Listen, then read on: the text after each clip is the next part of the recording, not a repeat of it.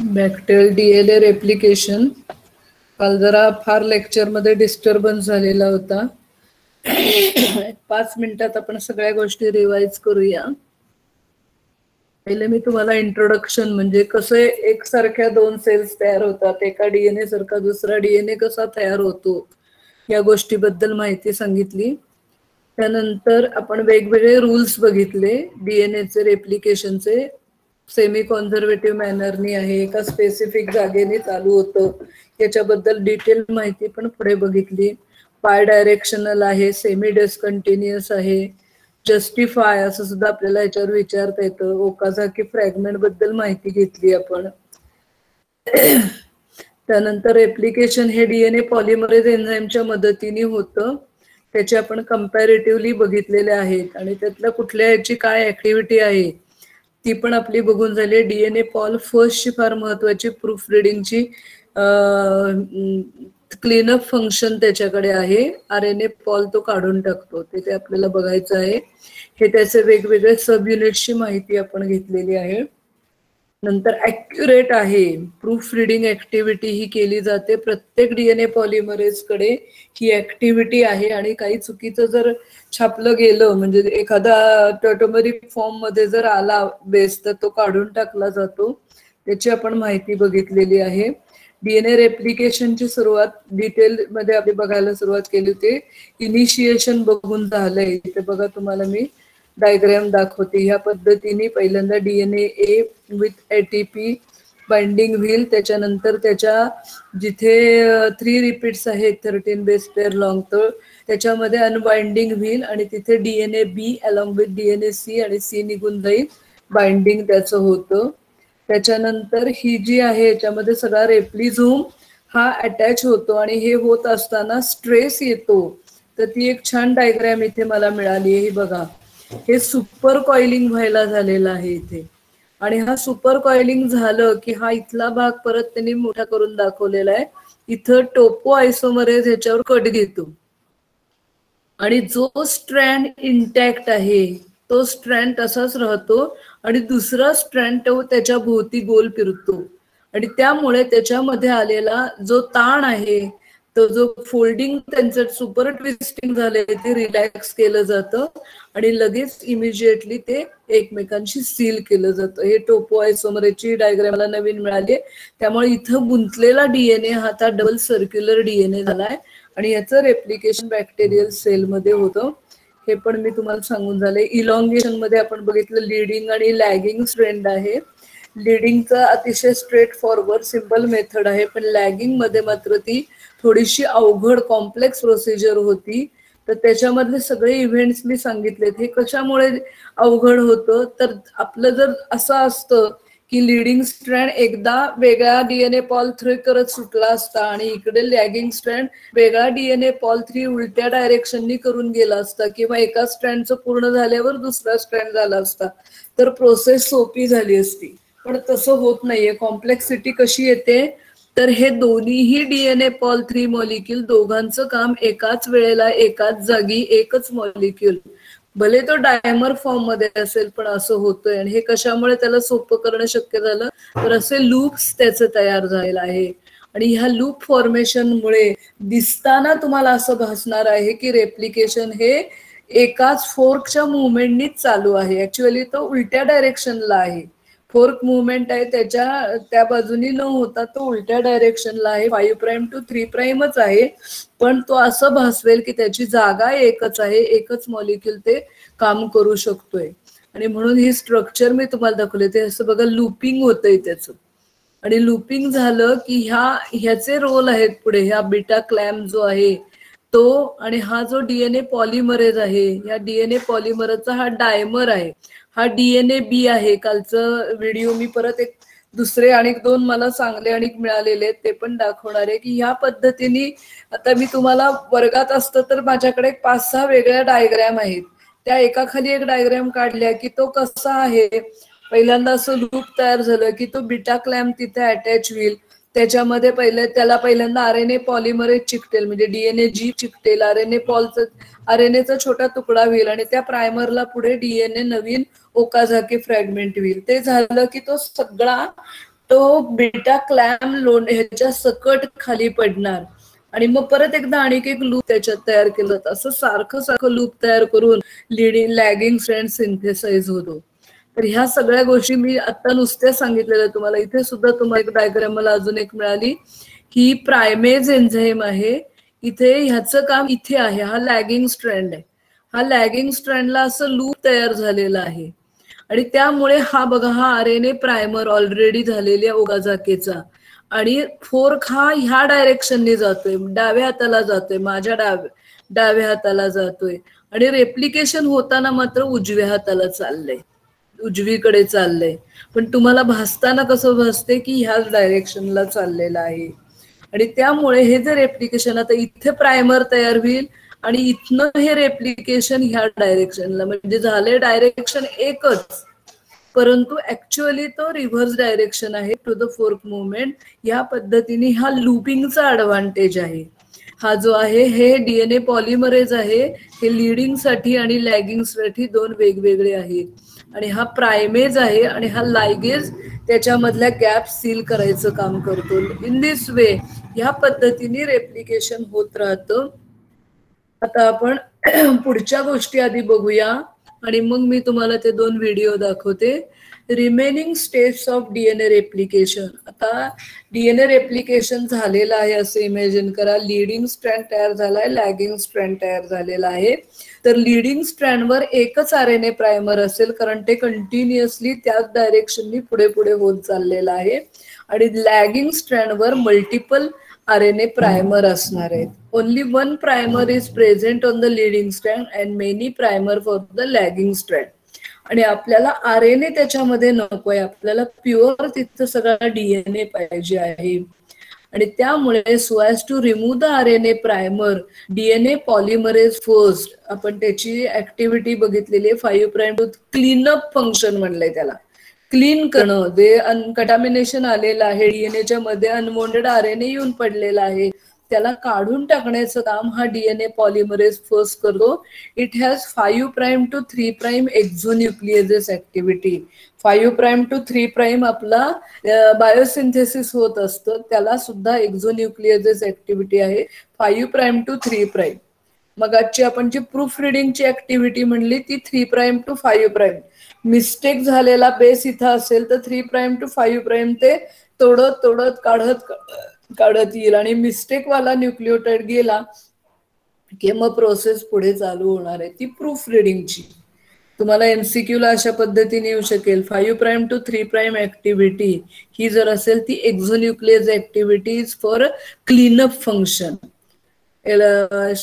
तुम्हाला ट्रू और फॉल्स जर आलं तर त्यामध्ये येऊ शकेल की हे 5 प्राइम टू 3 प्राइम आलं की क्लीनअप आणि 3 प्राइम टू 5 प्राइम आलं की तो आपल्याला प्रूफ रिडिंग साठी वापरला जाणार आहे. आणि using this activity the RNA primer are removed. आता आरएनए प्रायमर काढून टाकले, डीएनए लीडिंग मध्ये एक आरएनए प्रायमर होता तो काढून टाकला आणि लॅगिंग मध्ये अनेक आरएनए प्रायमर काढले. आता हे तुम्हाला असं वाटतंय की एकदा सगळा डीएनए तयार होतो आणि मग आरएनए प्रायमर होऊन बरेचसे खड्डे तयार होतात, तर तसं होत नाही. ही गोष्ट साइड बाय साइड जसं जसं पुढे सर्केल फोर्क तेव्हा त्या मागच्या एरिया मधला आरएनए पॉल काढून टाकला, आरएनए प्रायमर काढून टाकला जातो. And it is with the help of RNA DNA पॉलिमरेजची जी ऍक्टिव्हिटी आहे.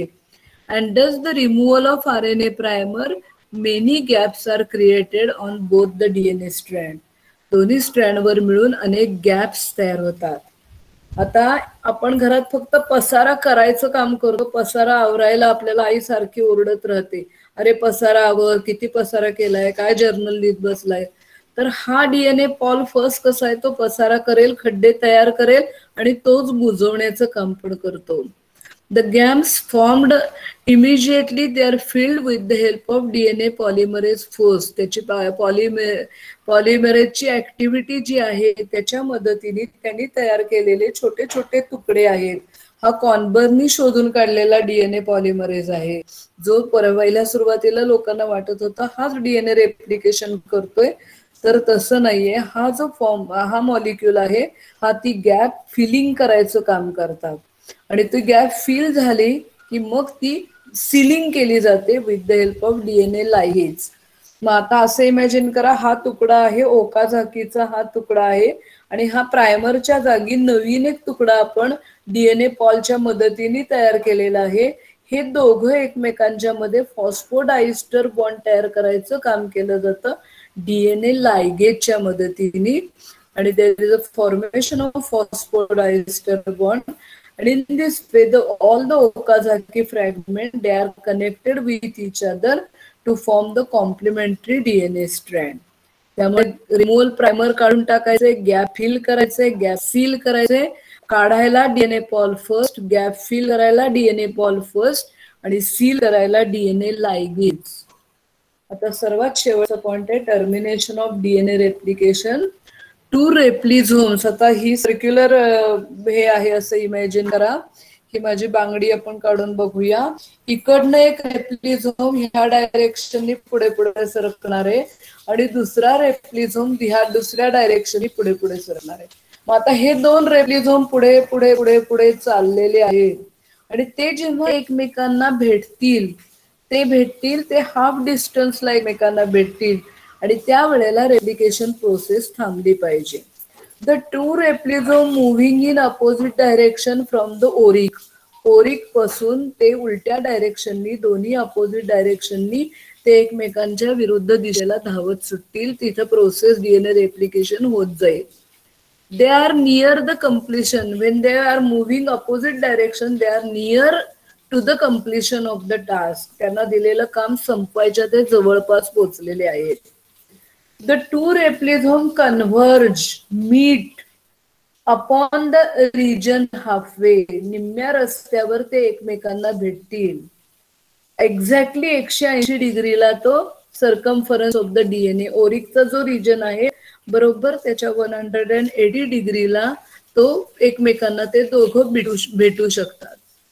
Collision is avoided by means of well-regulated termination process. ते एकमेकांवर धडकून काही होऊ शकत नाही. प्रोसेस अतिशय वेल रेग्युलेट केलेली आहे, regulated process. In this region several special sequence, जसं आपण ओरिक रिजन म्हणलं तसं जे आपण बघितले ते 245 बेसेसचा आहे. त्याच्यामध्ये 4 रिपीट्स आहेत 9 बेस पेअरचे, 3 रिपीट्स आहेत 13 बेस पेअर लॉंगचे. तसा हा रिजन सुद्धा स्पेशल काही सिक्वेन्सेस आहेत. Such region giving termination signal they are called as the ter. त्यांना टर म्हणतात. Arranged in a separate terminator group T1 and T2 of the opposite polarity. त्याच्यामध्ये दोन्ही स्ट्रँडला दोन बाजूला एकीकडे T1 आणि एकीकडे T2 असे दोन स्पेशल सिक्वेन्स देणारे बेसेस आहेत, न्यूक्लिओटाइड्स आहेत आणि तो जो स्टॉप सिग्नल नाव देईल, जो टर्मिनेशनचं काम करेल त्याला टर रिजन म्हणलाय. It is called as the ter region. Separate group T1 and T2 in opposite polarity. T1 blocks the replication moving clockwise manner and termination site takes आणि T2 आहे तो anti clockwise मॅनरनी तो ते थांबवेल. Terminator site takes the help of one additional protein. हे दोघं नुसते bases नाही तर अजून एक ॲडिशनल प्रोटीनचं काम आहे तिथं. त्याला म्हणतात टस प्रोटीन, टर्मिनेशन युटिलायझेशन सबस्टन्स. टर हा रिजन आहे, टर हा सिक्वेन्स आहे आणि टस हे प्रोटीन आहे, सबस्टन्स आहे. हा टस काय करतो? Termination utilization substance. It binds to the ter sequence. तो त्या टर रिजन मध्ये बाइंड होतो आणि त्यामुळे तो हो जो रेप्लिझोम आहे, डीएनए पॉल 3 आहे, हा सगळा पुढे सरकत सरकत आलेले आहेत. It takes the halt. त्या तिथे अडथळा आलाय. आता तुम्ही रिले हे शिकला असाल तर त्यावेळेला अडथळ्याची शर्यत जी असते त्यावेळेला अडथळा आला की माणसाला 1 मिनिट पॉज घ्यावा लागेल. तसं हा रेप्लिझोम सगळा सुटलेला आहे पुढे जात जात, तो तिथे हॉल्ट घेईल. Halt replisome progress by inhibiting DNA B helicase. ती जी रेप्लिझोम आहे तो हॉल्ट घेईल आणि प्रोग्रेस त्याची पुढे आहे ती थांबेल. Bacterial chromosomes are circular. Thus, final site in the replication requires some further events. बाकीच्या सगळ्यांच्या ठिकाणी ठीक आहे, तो डीएनए पॉलिमरेज बाजूला पडेल, हेलिकेज निघून जाईल, हे होईल, हे सगळं काम होईल. परंतु बॅक्टेरियल सेलचा डीएनए कसा आहे, सर्क्युलर डीएनए आहे. आणि दस फायनल साईट इन रेप्लिकेशन त्यांना स्पेशल एक वेगळे इव्हेंट घ्यावे लागतात. At close to termination, the completed daughter chromosome are topologically locked together as shown in the diagram. असं इमॅजिन करा, हा एक रेप्लिकेशनचा नवीन तयार झालेला डीएनए आणि हा एक आहे. जेव्हा ती टर्मिनेशन प्रोसेस होईल त्यावेळेला ते दोघं एकमेकांमध्ये लॉक होतात. They are locked. त्यांची जी आहे ते डायग्राम पण मी दाखवलेली आहे. ते जे आहे the structure they are locked with each other. आणि हे लॉक जे झालेले स्ट्रक्चर आहे त्यांना एकमेकापासून सेपरेट करावे लागेल. The structure it is called as the कॉन्कॅटनेट. That is 2 links in chain. एकमेकांना ते अडकून पडलेले आहेत. इथं डबल झाले स्पेलिंग.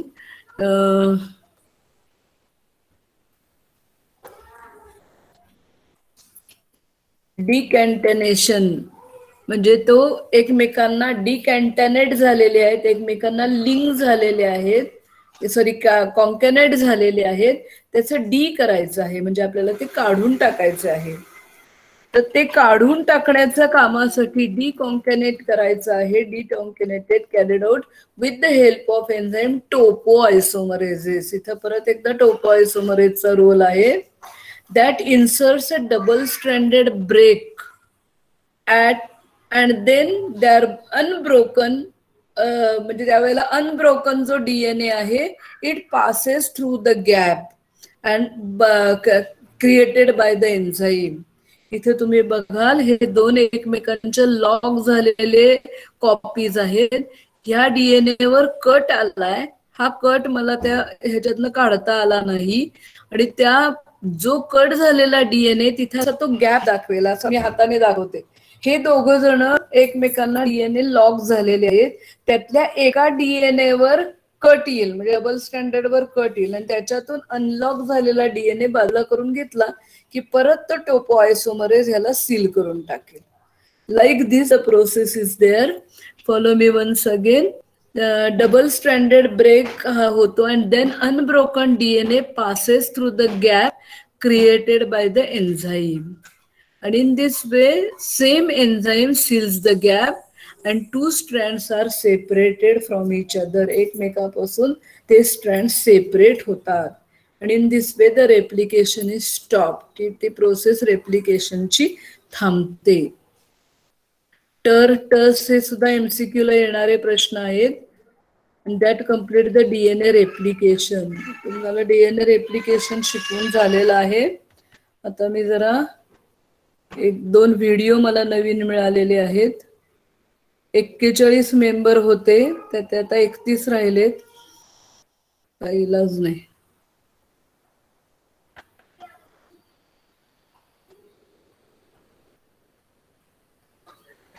बायोकेमिस्ट्री पेपर तुम्हाला ऑफलाईन लिहायला दिला तर नापास व्हायची शक्यता दाट आहे.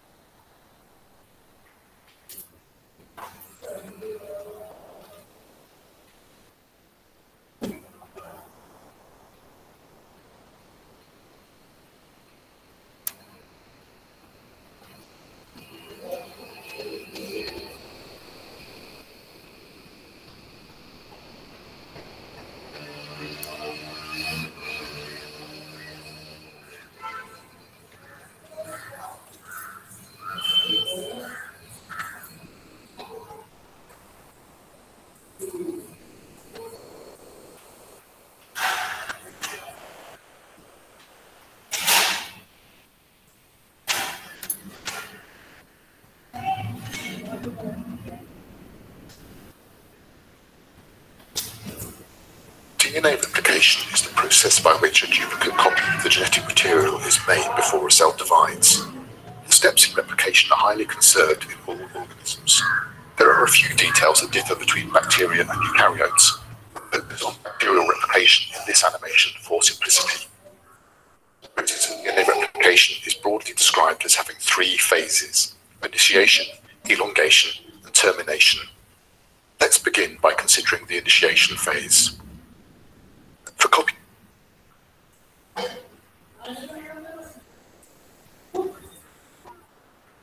to take place, the double helical structure of the DNA must first be opened at a site termed the origin of replication to allow access by the machinery that will copy the DNA. This opening is regulated by a series of initiation regulatory proteins not shown here. Once open, the DNA helicase, a ring of 6 subunits, is loaded onto one strand of the DNA at each side of the replication bubble. This establishes 2 replication forks that will move away from each other as replication proceeds. The synthesis of DNA is catalyzed by an enzyme called DNA polymerase. However, DNA polymerases cannot start a new strand from scratch. Instead, they can only elongate an existing polymer of DNA or RNA. Consequently, a primer sequence needs to be made from which DNA polymerase can continue its synthesis. Primers are made by an enzyme called primase. Once access to the single strands of the DNA has been obtained, the primase is loaded onto the DNA. The primase synthesizes a small stretch of RNA by copying the sequence of nucleotides on the template strand. The DNA polymerase will later elongate this small RNA stretch. The next steps allow loading of the DNA polymerases onto the DNA to copy the entire chromosome. The first component that is loaded is the sliding clamp, a ring-shaped structure that binds at the 3' end of the newly made RNA primer. To get onto DNA and encircle it, the clamp is loaded by a clamp loader complex. The 5-protein clamp loader complex binds to the sliding clamp, and binding of ATP allows opening of the sliding clamp ring. The opened ring then encircles the template primer junction at the 3' end of the primer. Interaction with the 3' end of the DNA stimulates ATP hydrolysis, and the clamp loader dissociates from the DNA to be replaced by the replicative DNA polymerase. The 3' end of the primer is positioned in the polymerase active site to allow addition of nucleotides to this end. During elongation, the replication bubble gets bigger as the helicases move apart, establishing 2 replication forks that move in opposite directions. The sliding clamp and polymerase unit at each replication fork moves along the DNA as the helicase unwinds the double-stranded DNA to expose single strands. Let's focus on just the right-hand fork for the moment, as the processes of both forks are identical. Polymerases are loaded onto both the top and the bottom DNA strands at the fork.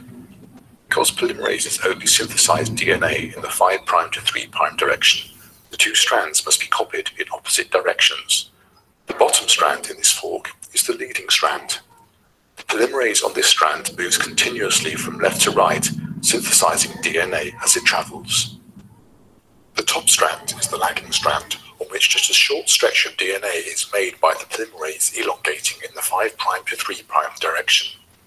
After synthesizing this short stretch of DNA, the polymerase then dissociates and the new polymerase binds at the fork to elongate the next RNA primer. So priming and elongation are happening repeatedly on the lagging strand as the replication fork moves along the DNA. Synthesis is discontinuous. The short stretches of DNA that are made on the lagging strand are called Okazaki fragments after their discoverer. During the course of replication, these fragments are stitched together. When the lagging strand polymerase runs up against a previously made Okazaki fragment while in the process of synthesizing DNA, the replicative DNA polymerase 3 is replaced by DNA polymerase 1, which is 5' to 3' exonuclease activity. This exonuclease then degrades the RNA primer in front of it, synthesizing DNA as it goes. Once the RNA primer is removed, the two sections of DNA are joined by DNA ligase. Now the lagging strand has been elongated by one more Okazaki fragment. While this view of the replication fork is easiest to understand, in reality, the leading and lagging polymerases are coupled and move in concert with the helicase. This coupling requires one DNA strand to be looped around so that the lagging polymerase can synthesize DNA in the 5' to 3' direction while moving with the fork. We explore this coupling in more detail in a separate animation.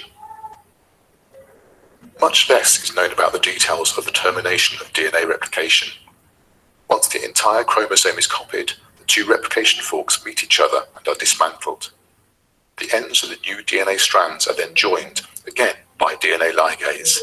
The two daughter DNA molecules now consist of one parent strand of DNA shown in grey and one newly made strand shown in green. Thus, DNA replication is termed semi-conservative.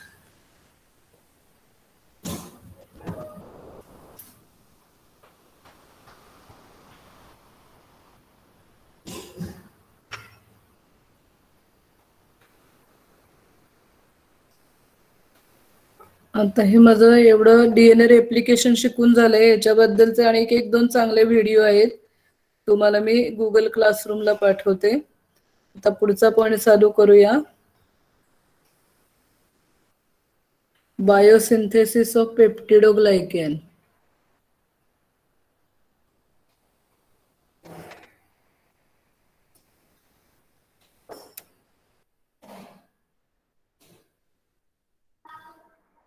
Peptidoglycan. In every bacterial cell wall, enormous mesh-like structure is present, which is called as the peptidoglycan.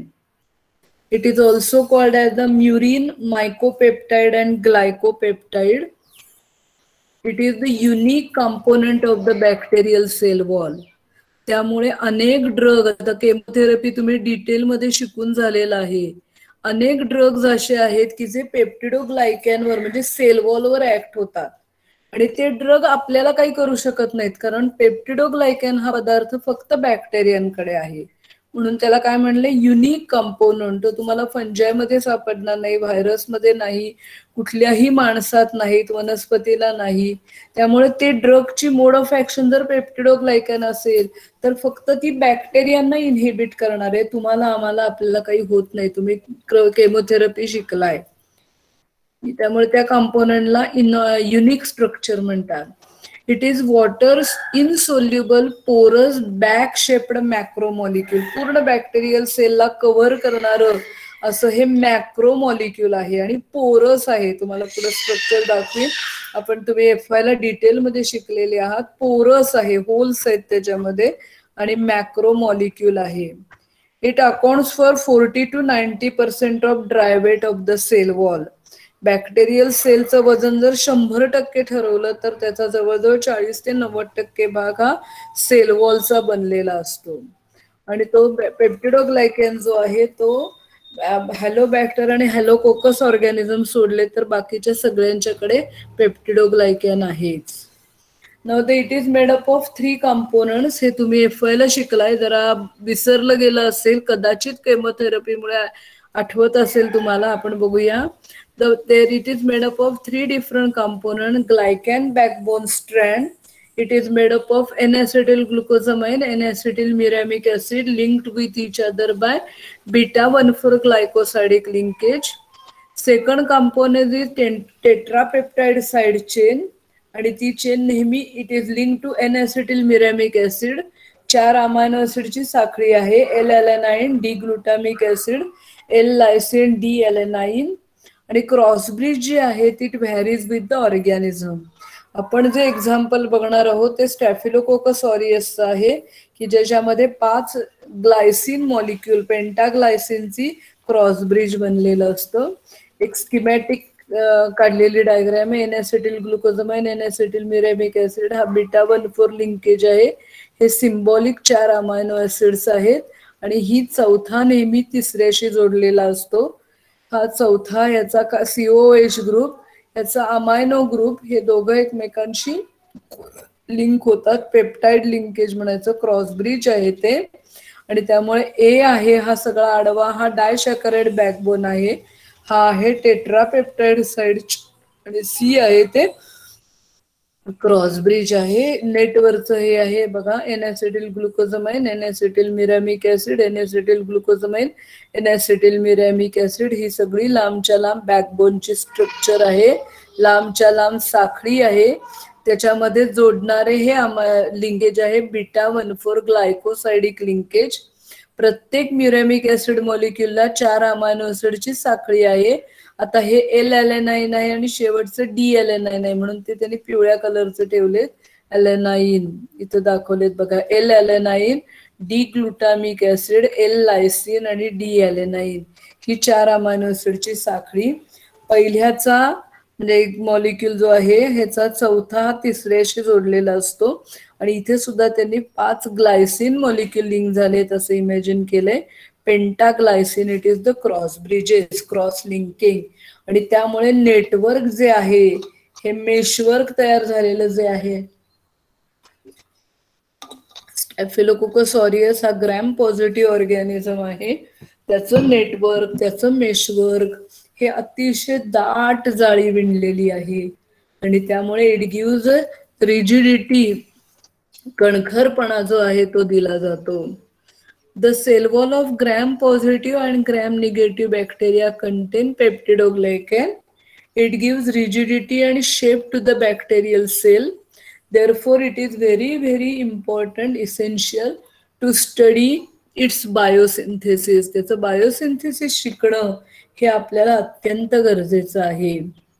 आपण त्याचे important, जसे आपण DNA रेप्लिकेशनचे important features बघितले तसे आता आपण important feature of peptidoglycan बायोसिंथेसिसचे बघूया. ऑल द इंटरमिजिएट्स और precursors of peptidoglycan they are synthesized in the cytoplasm of the bacterial cell. हा पेप्टिडोग्लायकॅन हा जो पार्ट आहे तो सेल वॉलचा कंपोनंट आहे आणि तो सेलच्या बाहेर म्हणजे सेल मेम्ब्रेन ही मेन बाउंड्री आहे, त्या बाउंड्रीच्या बाहेरच्या बाजूला असलेला पार्ट आहे आणि तो बाहेरच्या असलेल्या पार्टला लागणारे सगळे प्रिकर्सर जे आहेत ते सेलच्या आत सायटोप्लाझम मध्ये तयार होतात आणि मग ते बाहेर टाकले जातात. Then all the precursor they are transported across the cell via the polyisoprenoid C55 lipid carrier present in the cell membrane. तुम्ही आतापर्यंत ट्रान्सपोर्ट मेकॅनिझम समजा SY ला शिकला असाल तर त्या सगळ्या ठिकाणी कॅरियर प्रोटीन असतात. प्रोटीन हे नेहमी, कॅरियर हे नेहमी प्रोटीनिक इन नेचर आहे. It is the only pathway, unique pathway which is having the carrier, lipid carrier आहे. यांच्याकडे लिपिड कॅरियर असणार हा युनिक आहे, बाकी सगळीकडे प्रोटीनिक कॅरियर असतात. दिस पॉली, त्याचं नाव आहे पॉलीआयसोप्रेनॉइड किंवा त्याला C55 लिपिड कॅरियर म्हणतात. आणि it is present in the cell membrane. तो द्वारपालाचं काम करतो. आतून बाहेर, बाहेरून आत येण्या आतून बाहेर टाकण्यासाठी तो कॅरियरचं काम करतो. And thus the rate of biosynthesis of peptidoglycan depends upon the availability of the lipid carrier. ही एक खिडकी योजना आहे. फक्त लिपिड कॅरियर हा मॉलिक्यूल असा आहे तो आज तयार होणाऱ्या प्रिकर्सरना बाहेर जाण्याची परवानगी देतो. आता ही जी खिडकी जर ऑलरेडी बंद असेल किंवा वापरली गेली असेल, खूप सारी गर्दी असेल, तरी आत कितीही प्रिकर्सर तयार होऊन पडले तरी त्यांना ती खिडकी उघडल्याशिवाय बाहेर जाता येत नाही. त्यामुळे availability of the lipid carrier is the main regulatory step of the peptidoglycan biosynthesis. त्यामुळे ड्रग असं एखादं डिझाईन केलं की ते कॅरियर जे आहे लिपिड कॅरियर त्याला अफेक्ट होतंय, आपल्याला बघायचंय ते पुढे, तर आपल्याला सगळी बॅक्टेरियल सेलला आपण मारू शकतो. ते आत प्रिकर्सर होऊन पडतील पण ते बाहेर जर आले नाही तर त्याचा काही उपयोग होणार नाही. The main precursor of the peptidoglycan main precursors of peptidoglycan are, एक आहे N-acetyl muramic acid with the pentapeptide side chain. मी आता तुम्हाला जे सांगितलं तुम्ही FY पासून लिहित आलेला आहात ते म्हणजे टेट्रापेप्टाइड साइड चेन, पण मी आता म्हणताना मात्र म्हणते पेंटापेप्टाइड साइड चेन. नेहमी आपल्याला समजा आपण मंडईत जरी गेलो, भाजी द्या म्हटलं पाव किलो, तर तो भाजीवाला सुद्धा किंवा आपण सुद्धा लगेच म्हणतो चढ लाव थोडस. गवार घेतली समजा ढीक त्याने भरला आपल्या ह्याच्यात, तर तो सुद्धा स्वतःच्या मनाने 4 शेंगा वर घालेल किंवा त्यांनी लावल्या नाही तर आपण त्याला म्हणतोय चल थोडे आणि दे ना थोडं चढ दे थोडस. असं तसं आहे. सेफर साईडला जाऊन त्या अमायनो ऍसिडला धक्का बसू नये म्हणून एक जादाचा पाहुणा पण बरोबर आणतात आणि त्यामुळे त्याला म्हणलेलं आहे पेंटापेप्टाइड साइड चेन. त्यामुळे 2 गोष्टी प्रिकर्सर तिथे आहेत, N-acetyl muramic acid pentapeptide side chain आणि N-acetyl ग्लुकोजामाइन. हे 2 मेन प्रिकर्सर म्हणून त्याला डायसॅकराइड युनिट म्हणतात. 2 साखर आहेत याच्यात, एक आहे N-acetyl ग्लुकोजामाइन आणि दुसरी आहे N-acetyl म्युरॅमिक ऍसिड. ही 2 प्रिकर्सर आधी सायटोप्लाझम मध्ये तयार करून घेतले जातात. They are synthesize in the cytoplasm आणि हे सायटोप्लाझम मध्ये अटॅच होत असताना आता ग्लुकोज पासून N-acetyl ग्लुकोजामाइन तयार होणार आहे. 1000 ग्लुकोजचे मॉलिक्यूल आहेत सेलमध्ये. मग त्यातला कुठला ग्लुकोजचा मॉलिक्यूल पेप्टिडोग्लायकॅनला वापरायचा आहे त्याला लेबल केलं जातं, त्याला मार्किंग केलं जातं. आणि ते कसं मार्किंग केलं जातं तर तो ग्लुकोजचा मॉलिक्यूल हा UDP ला लिंक केला जातो. UDP ग्लुकोज तयार होतो आणि UDP ग्लुकोज तयार झाला की डोळे झाकून तो कुणासाठी वापरणार आहोत आपण, पेप्टिडोग्लायकॅनसाठी. लेबलिंग केलं जातं, अटॅच केला जातो एका ऍक्टिव्हेटरला, कॅरियरला, that is UDP. And once the precursor they are formed in the cytoplasm as a UDP N-acetyl muramic acid pentapeptide side chain. UDP ला लिंक झालेलं असतानाच UDP N-acetyl muramic acid pentapeptide side chain ही sale मध्ये एकदा तयार करून घेतली जाते. And then it is transferred to the lipid carrier present in the cell membrane leaving behind UDP. UDP चं काही गोडाऊन नाही. 100 मॉलिक्यूल UDPचे असतील तर हे 100 मॉलिक्यूल तो पेंटापेप्टाइड साइड चेन कॅरियरला हात धरला की UDP मागे येतो आणि तो परत 101व्या मॉलिक्यूल साठी वापरला जाईल. Living behind the UDP. Then the N-acetyl glucosamine and the cross bridges they are added or linked to N-acetyl muramic acid pentapeptide side chain when linked to the lipid carrier. म्हणजे काय कळतंय का बघा, ही bacterial sale आहे असे imagine करा. सेलच्या आत UDP N-acetyl ग्लुकोजामाइन हा एक प्रिकर्सर तयार झाला. दुसरा प्रिकर्सर तयार झाला UDP N-acetyl muramic acid pentapeptide side chain. हे सगळं सायटोप्लाझम मध्ये तयार झालं. आता ह्या सायटोप्लाझम मध्ये तयार झालेला UDP N-acetyl muramic acid with the pentapeptide side chain ह्या सेल मेम्ब्रेनच्या मधल्या लिपिड कॅरियरला येऊन चिकटेल. तो लिपिड कॅरियरचा हात धरेल. आधी त्यांनी कुणाचा हात धरला, UDPचा. तो UDPचा हात सोडून देईल आणि कुणाचा हात धरेल, या लिपिड कॅरियरचा हात धरेल. त्यांनी त्या लिपिड कॅरियरचा हात धरलेला. आता लिपिड कॅरियरला कोण चिकटलेला आहे, UDP N-acetyl म्युरॅमिक ऍसिड पेंटापेप्टाइड. तो चिकटलाय. तो चिकटलेला असताना सेल मेम्ब्रेनच्या एरियामध्येच UDP N-acetyl ग्लुकोजामाइन ऍड होईल, living behind the UDP. UDP टाकून दिला जाईल आणि N-acetyl ग्लुकोजामाइन आणि N-acetyl म्युरॅमिक ऍसिड मध्ये बीटा 1,4 ग्लायकोसाइडिक लिंकेज तयार होईल. आणि ह्या सेल मेम्ब्रेन मध्ये असतानाच क्रॉस ब्रिज पण त्याला लागेल. And thus, once the precursor are formed in the cytoplasm, UDP N-acetylmuramic acid pentapeptide side chain then transfer to the lipid carrier of the cell membrane, leaving behind the UDP. And here only N-acetylglucosamine and cross bridges are added, linked to N-acetylmuramic acid. त्या lipid कॅरियरला हात, हा lipid कॅरियरला आहे, त्याला हात धरलेला असताना इथे शेजारी असेल एन-ॲसिटिल ग्लुकोझामाइन, त्याच्या शेजारी एन-ॲसिटिल म्युरॅमिक ऍसिड, त्याच्या खाली 5 अमायनो ऍसिडची साखळी, आणि त्या 5 अमायनो ऍसिडच्या साखळीतल्या चौथ्याला क्रॉस ब्रिजेस, असं सगळं हे सेल मेम्ब्रेन मध्ये तयार होतं. बाकीचं आपण नेक्स्ट लेक्चरला बघूया.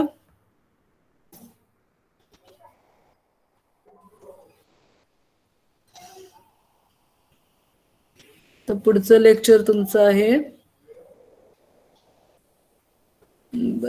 आता मी मेल उघडली त्यावेळेला मला दिसलं काही आकाशने 1-2-3 व्हिडिओ पाठवलेले आहेत. अजून कोण व्हिडिओ काढून पाठवायला तयार आहे का?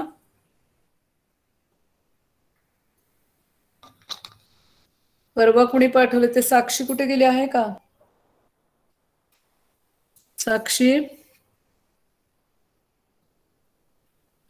नाहीच. हो मॅम आहे.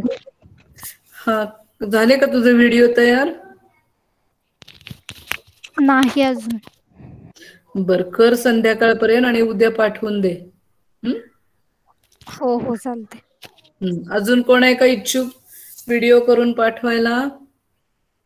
संयुक्ता, मनाली,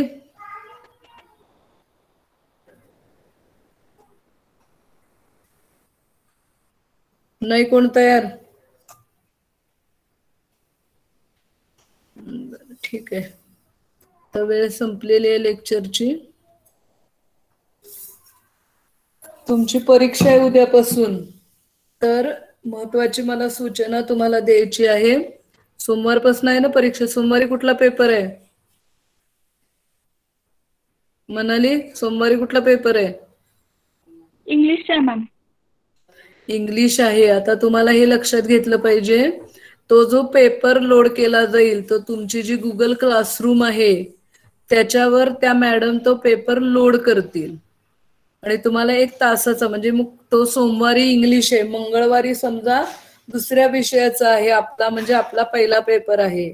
तर मी आता जे सांगते ते अगदी कान देऊन ऐका.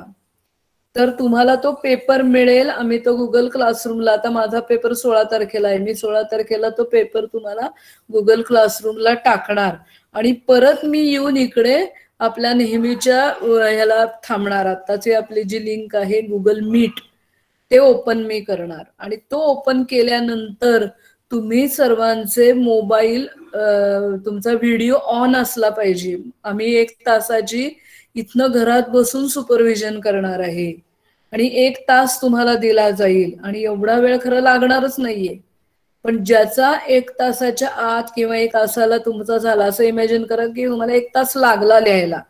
तुम्ही एक सेपरेट तुमच्या घरात कागद वगैरे आणून ठेवा, फुलस्केप घ्या, वहीचा कागद घ्या, त्याच्यावर तुम्ही तो लिहायचा आहे पेपर, आणि तो तुम्ही स्कॅन करायचा किंवा त्याचा फोटो काढायचा आहे, आणि तो आमच्याकडे जी पाठवायची प्रोसेस आहे, अपलोड करायची प्रोसेस आहे, त्याचा व्हिडिओ मी तुम्हाला आत्ता माझं हे लेक्चर संपलं की टाकते.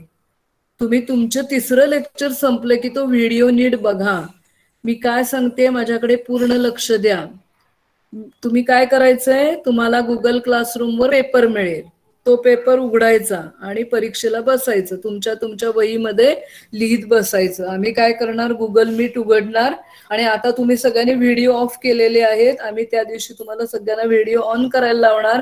ज्याचा ऑन नसेल त्याचा आम्ही लिहून घेणार नाव आमच्याकडे की ह्याने व्हिडिओ ऑन केला नाही, आणि असं आमच्याकडे ते रेकॉर्ड आम्हाला ठेवायला सांगितलेलं आहे. आणि मग तुम्हाला आम्ही 1 तासाचा वेळ देऊ. त्या 1 तासामध्ये तुम्ही सगळा पेपर तुमचा, एखाद्या तासाच्या आधी समजा एखाद्याचा झाला तर त्यांनी सबमिट करायला हरकत नाही. तो कसा करायचा आहे सबमिट, नीट वाक्य ऐकत घ्या, तो सबमिट कसा करायचा त्याच्याबद्दलचा माहिती असलेला एक व्हिडिओ मी आता तुम्हाला शेअर करते. तो तुम्ही आता लेक्चर तुमचं शेवटचं संपल्यावर तुम्हाला जर कळला नाही तर आम्ही तुमची एक मीटिंग घेणार आहोत. तुम्हाला माहिती आहे कसा सबमिट करायचा आहे आकाश? श्री नाही माहिती. हा, तर हे तुमच्या दृष्टीने फार महत्वाचं आहे. तुम्ही व्हिडिओ बघा, तुम्हाला कळलं तर फार उत्तम झालं. पण तुम्हाला जर ते कळलं नाही तर आता MSc 1 ची परीक्षा आम्ही घेताना त्यांना सबमिट करायला त्रास झाला. तसंच डिप्लोमाची FY ची परीक्षा घेताना मुलांना पटकन ते जमलं नाही. तर त्याची आपण ट्रायल घेऊया. तुमच्या फायद्यासाठी आपण एक मीटिंग घेऊ आणि त्या मीटिंग मध्ये मी तुम्हाला व्हिडिओ टाकते, कळलं तर उत्तम झालं. पण त्याला एक 10 मिनिटाचं आपण झूमवर किंवा ह्याच्यावर एक हे लावूया आणि तुम्हाला शिकवतो आधी ते अपलोड कसे करायचे. नाहीतर तुम्ही जरी भारीतला पेपर लिहून तुमच्या जवळ राहिला तर तो तपासला जाणार नाही. तेवढ्यासाठी तुम्हाला गरज असेल तर तुम्ही आम्हाला ग्रुपवर टाका की मॅडम घ्या तुम्ही एक आमचं ट्रेनिंग प्रोग्राम म्हणूया आपण तसा.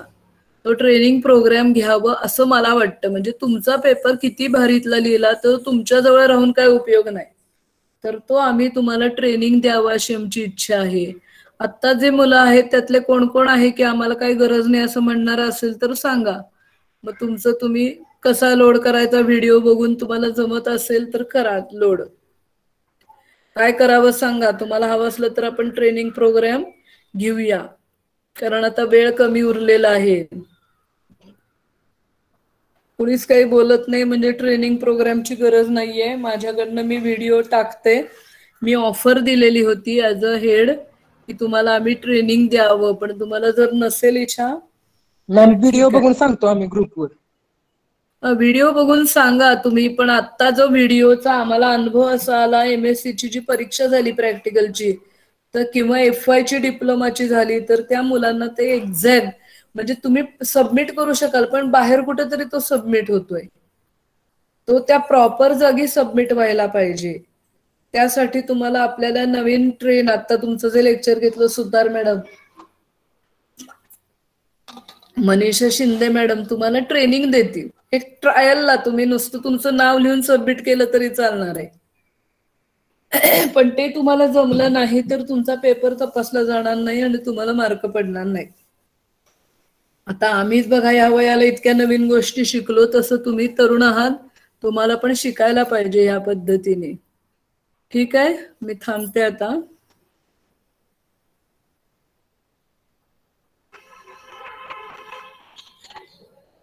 पुढचं एक लेक्चर आहे तुम्हाला आता.